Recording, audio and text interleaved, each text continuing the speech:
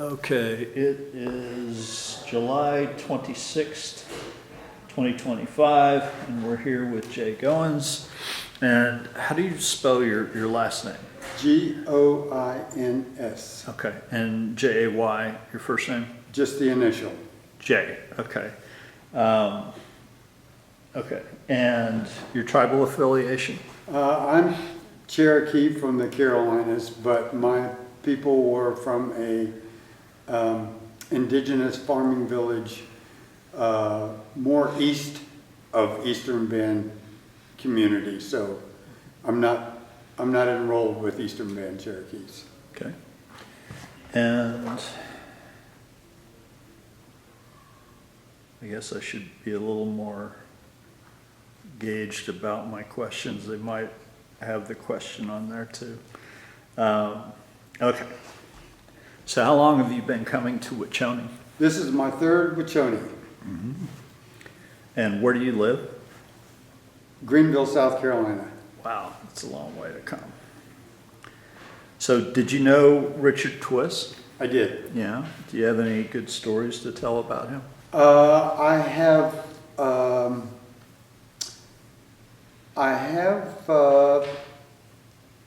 been with him when he created story that could be recalled, but I don't really want to recall any of them. Okay. Fair enough. So what's the best thing about coming to Wiconi Family Camp? What I like about coming, and what I think is best about it, is its inclusion. It's because Native American culture and history has become pretty popular in the last 40 or 50 years.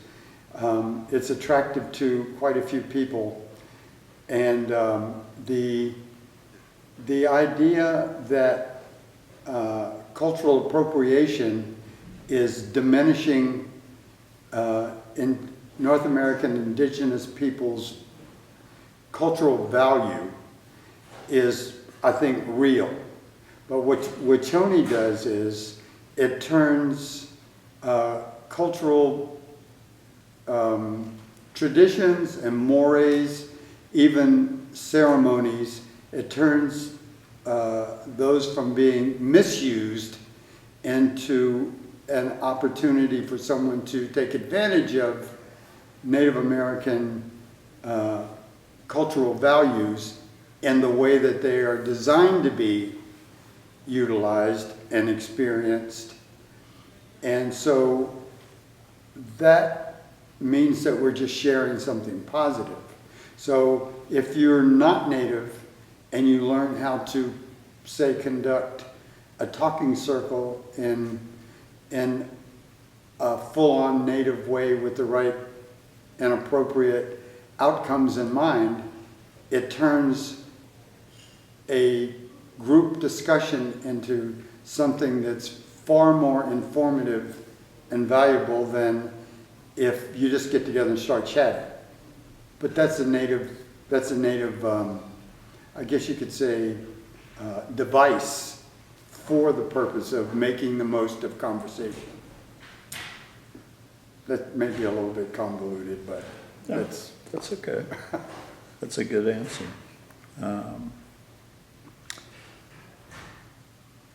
So has coming to Wiconi changed your life or your walk with Christ in any way? Well, it has enhanced my spiritual awareness and connection, I think, because we get together and we share with each other experiences, questions, and so we share those together with each other, and that gives us an opportunity to strengthen or advance our understanding of spiritual things. Whereas there's not a lot of spiritual gatherings where that kind of interchange takes place. It's typically in Christian gatherings, there's not a back and forth exchange. There's more or less I receive it, and if it's useful to me, then I'll incorporate it. But if I don't get it or I don't believe it, I discard it and move on. Whereas here, there's more of an interaction with spiritual things than there is in a lot of other Christian gatherings.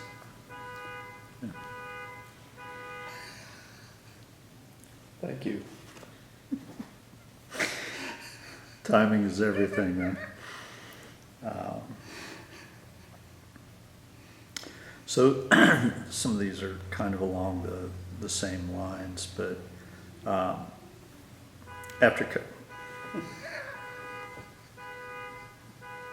Is there an alarm went off?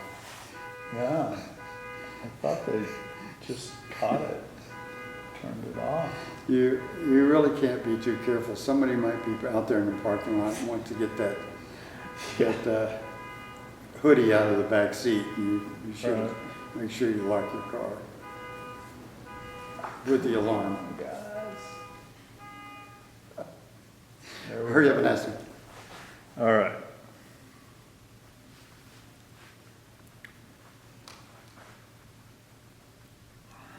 How do I want to say this?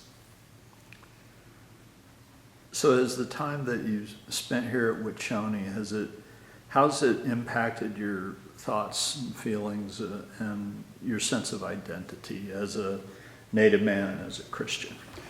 Well, I think that, like I said, the overall attitude at this gathering is inclusion rather than qualification. So what I've found is that especially when it comes to indigenous identification, the question of authenticity is kind of lingers in a lot of different venues. Where how Indian are you? How much Indian culture do you practice? What is your blood quantum? How qualified are you in terms of Native American identity? I think that what Wiconi does as a purpose is to dispense with all of those trappings because they don't matter. They don't reflect the heart. They're an academic evaluation, and Native experience is not academic in any way. So when you apply academics to Native American identity, it's going to be an artificial evaluation. So that's I don't know if it's helped me to be more authentic as a Native, but it certainly has relieved the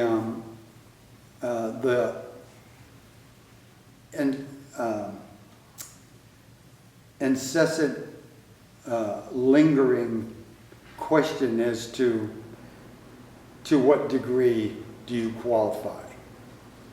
That's which I think is as couldn't be. That's an attitude that Wiconi propagates that is more indigenous than almost any other kind of like asset, or that's not really the right word, element. There's nothing more indigenous than eliminating whether or not you are Indian enough. That's not. That's not the way we ever rolled. Race was never even a consideration in indigenous people, and for thousands of years there was no such thing as race, because we were all the same race.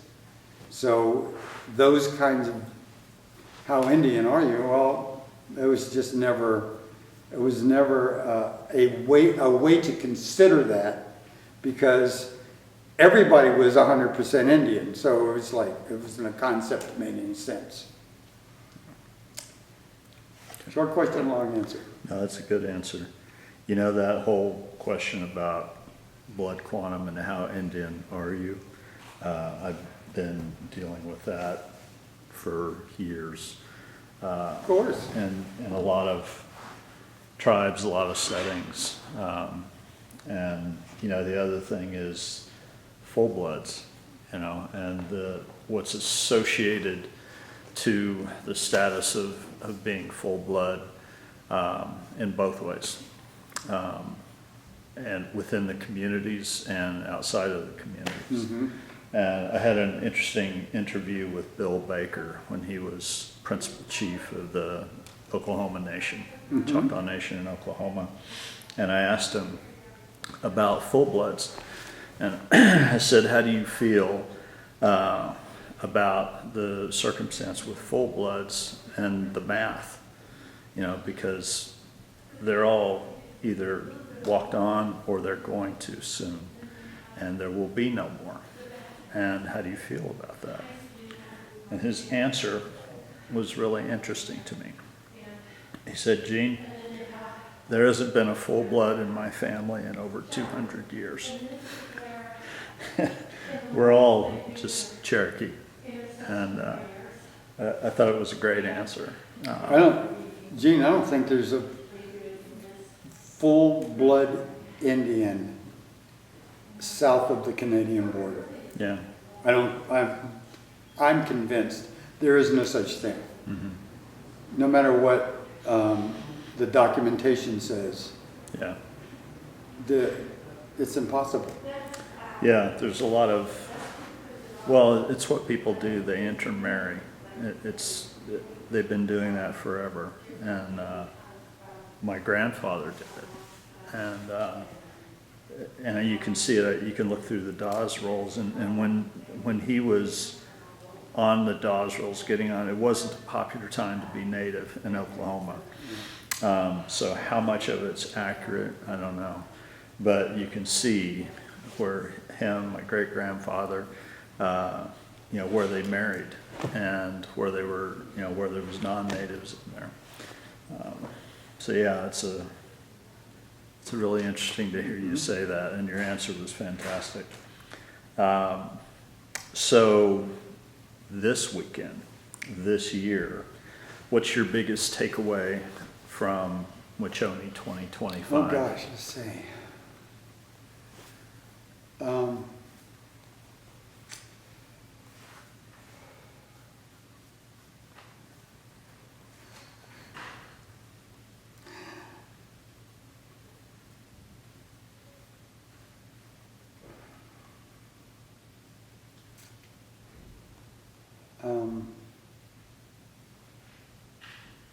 think I have one. Yeah. I don't think I have one. Yeah. That's fair. So, is it okay if I ask some Sure. questions, unrelated, sort of related to Wiconi? It's kind of along the same line, but things that are specifically for me and my personal work. So, can you talk a little bit about the importance of land and country?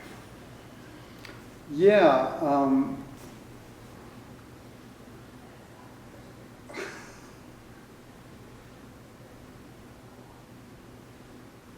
I want to talk about it, but I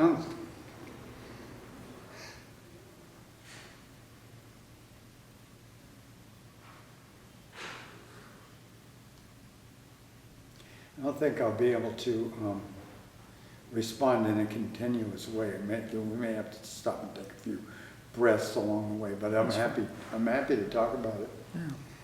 Yeah.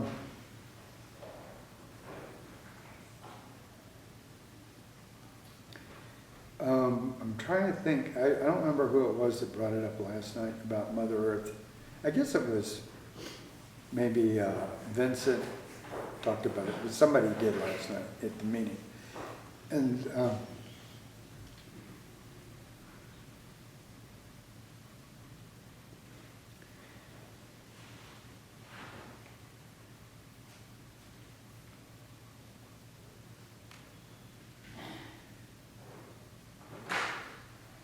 the concept or understanding, viewing the earth as a commodity created for the use of human beings,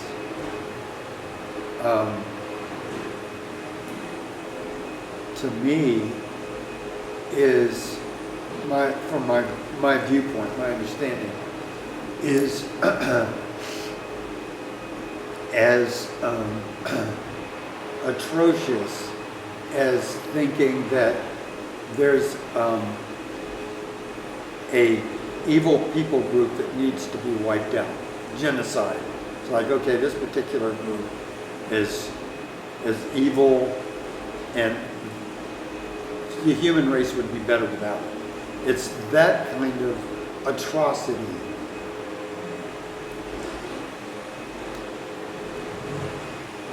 To think about creation independent from the purpose of human life and human existence. It's like that. I just can't imagine how we've gotten to the place where it just looks like to us as a collective, the collective mind is that we'll just use this up. We'll just use it up, and there's a lot of money we can make here. Indigenous people, we run around nowadays in the 20th century. It came about where we were going. They stole our land. Stole our land. Came in here and they stole our land. They just need to give us our land back. Well, that's understandable and easy to see why, easy to approach it that way. But that's not even the deal.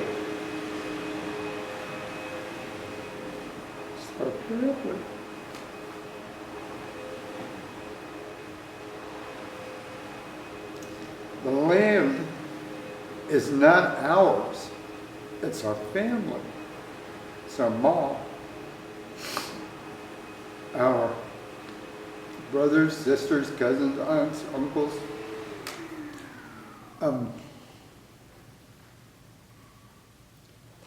We all belong together. So,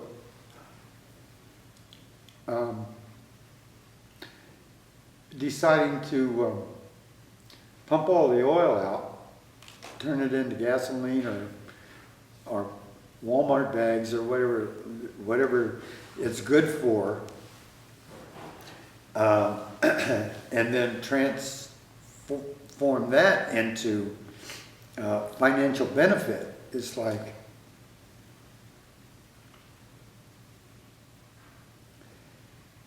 prostituting your sister.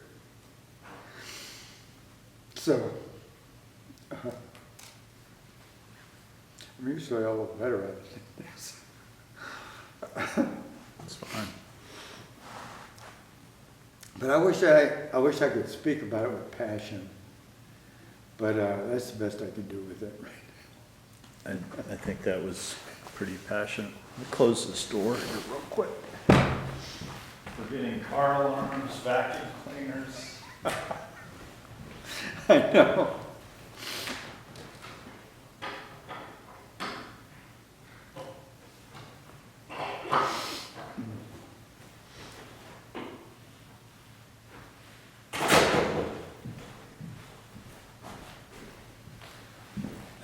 You're doing fine. It's real, and that's what we're after. It's what I'm after. The interesting thing is, like I said, the collective mind doesn't seem to get it, and I I don't understand how we're missing it. But we're looking at possible resourcing other plants. It's like, we just gotta keep ruining this one? And thinking we can make something happen on Mars?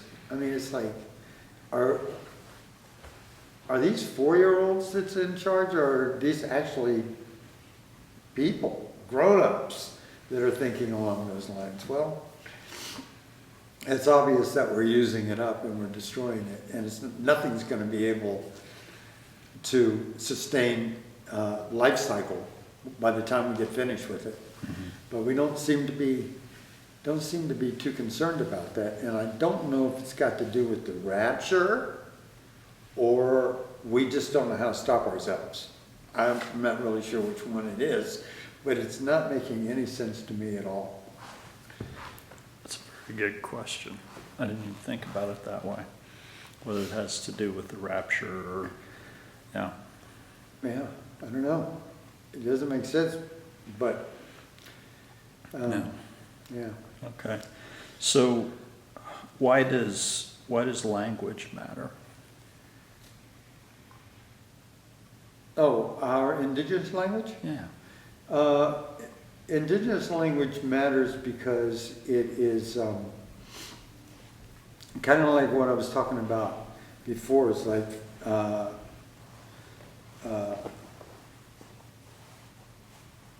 community is so personal, and so it's like the culture of your community is the essence of understanding, and that's all the different cultures and societies across the globe. It's just, that's by design. Your community is your identity, and it's where the essence of who you are is developed. And so the language that all the different indigenous, which we were all indigenous at one time, but all the indigenous societies had their own particular language because that was a cultural thing. And so when that is removed, it's like being Italian. Your mom and dad was Italian, but you were raised by your Irish aunt.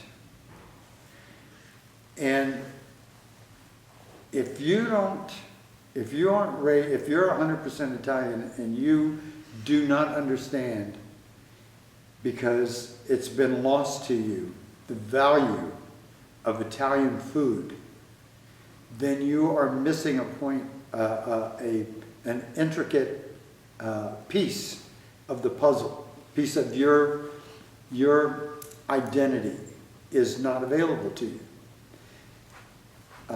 And it's not really something that you can put into words. It's something that, just like culture, I can't really explain why language is important so much as you understand it when you are 100% Italian, raised in an Irish home, and you just don't get Italian food. It's not something you can talk about so much as that you just kind of know because you've experienced it. And I think that's kind of the way language is. All the different languages, there's none that are better than the others, but there is one that is definitely yours. And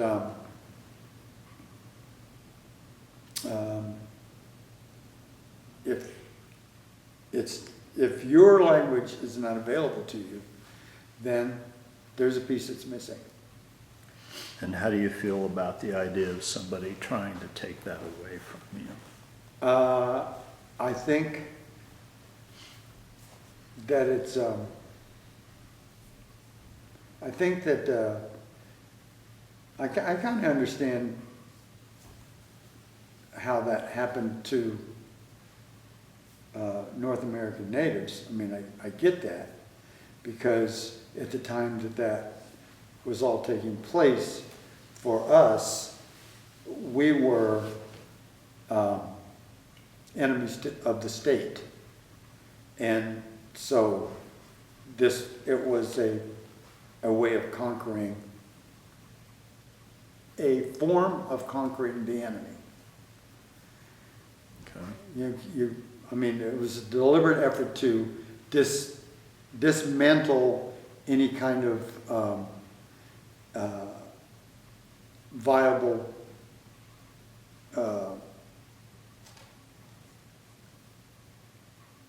threat to the enemies of the state, which were the indigenous people. We were war enemies. So you can't leave the war, you can't leave your enemies armed. You take away everything that they can use to assault you. And so that's why our language was taken away, to assimilate us. Once we become them, we're no longer an enemy. Okay. So why does traditional spirituality matter? Oh, that's a long one. That is a long one. It's almost as long as the last question, but The reason that indigenous spirituality is important is because it is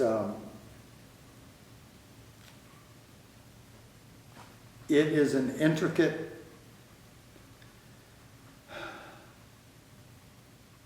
intricately contrived method of connecting with the creator of the universe. Talking about indigenous spiritual path. And I think the illustration to me that makes the most sense is when Christ was brought across the Atlantic by European theology and presented to indigenous people, it was almost entirely an academic approach to understanding the creator of the universe and then connecting through that intellectual understanding. So first, pick it apart, the understanding of God, and then once you understand it, then connect with God, the creator. Meaning, the Bible explains God, what God did, what God likes, what God doesn't like, what God's intentions are, how to connect with God's intentions, what the future is for you if you connect with those intentions. So it's all an outline of understanding and connecting with the Creator. On the other side of the pond, there was nothing academic. I mean, not one jot nor tittle had been scribbled on anything for the indigenous understanding of connecting with Creator. It was all spiritual. It was total spiritual connection with what the indigenous understood to be a spirit. So there were two completely different approaches to what was considered to be an authentic connection with the creator of the universe. The spiritual part got mulled over by the academic part, by the academic approach, the academic theology. It's like there's only two spirits you need to worry about. The Holy Spirit and the devil. All the rest of that stuff is not of God, because we got the Bible here that says don't mess with that spirit stuff. You need to understand the Ten Commandments and the academic approach to understanding God, which was, in my estimation, extremely short of any kind of real functioning connection with God. So that's why the spiritual, what was the question again exactly? It was why traditional Oh spirituality. yeah, traditional matters. spirituality, I mean, traditional theology for indigenous people is the spirit is more important than the academic. That's So- a great answer. So that's, to us, the untutored Indian it did not take any time at all to realize, yeah, you can have a list of stuff, but that doesn't equip you to walk in a spiritual manner. It just explains spirituality to the extent that you can put it into words.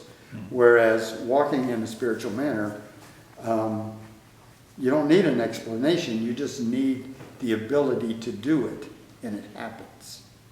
Whereas the explanation, first you understand it, and then you've got to learn the ability to do it. So it's not that valuable. Okay. The instruction isn't that valuable. The doing is the valuable part, and that's why indigenous spirituality to me is important. Okay.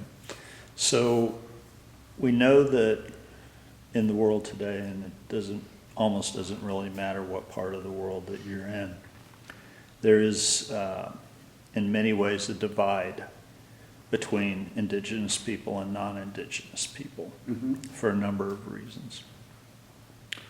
How do we heal that divide? How do we bridge that gap? I think just like whenever there's a distancing agent, it's by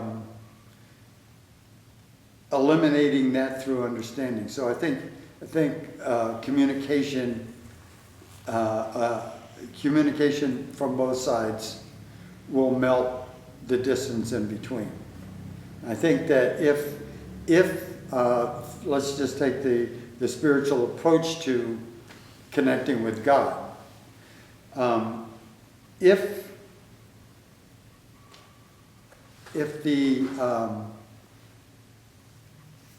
European representatives of Christ were open to hearing how the indigenous people in North America, I don't really know about South American traditional religion, I don't know about all human sacrifice stuff, so I don't know about all that. But up here, if the Europeans did not have the idea that it's written, all truth is written in our book, and if it's not in our book, then it's not truth. If that wasn't their approach to understanding and following a spiritual path, then they perhaps could have been open to hearing another alternative spiritual path that would have some value to what they were doing. And there's nothing intrinsically evil about academic approach to God, understanding God and following God, but it's fall very, very short of enabling somebody to do it, in my humble opinion. But both sides could have benefited greatly if there was that open thing. And I think open receptivity on both sides. Not necessarily have to believe everything an Indian says about the spirit. Necessarily do you have to believe everything that's written in the Bible. you listen to it and you discern the spirits. So that's how and I think that has to do with cultural divide, cultural differences that are shunned or criticized. If you're open to understanding why on both sides, then those divides will shrink as well. And any kind of differences, if there's an openness to understand where the other side is coming from and what their value system is and why they have their beliefs, if you're open to understanding that, then the divide shrinks. That's what I think. That's what I think is why there's a difference between why there's a separation between the developed Western mindset and indigenous perspective.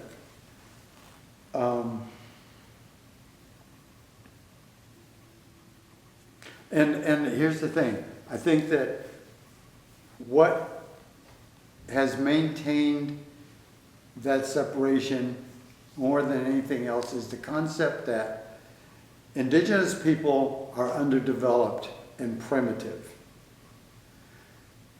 So they need to catch up with us. We have the internal combustion engine. And they're dragging sticks around behind a horse. Oh, seriously? Yeah, well, there's a reason, there's a good reason why they're dragging their stuff on sticks behind a horse. And they don't want the internal combustion engine. If you listen to the reason and try to understand why, then you would be less inclined to think that they're just primitive. Mm-hmm. So I think that's what did the most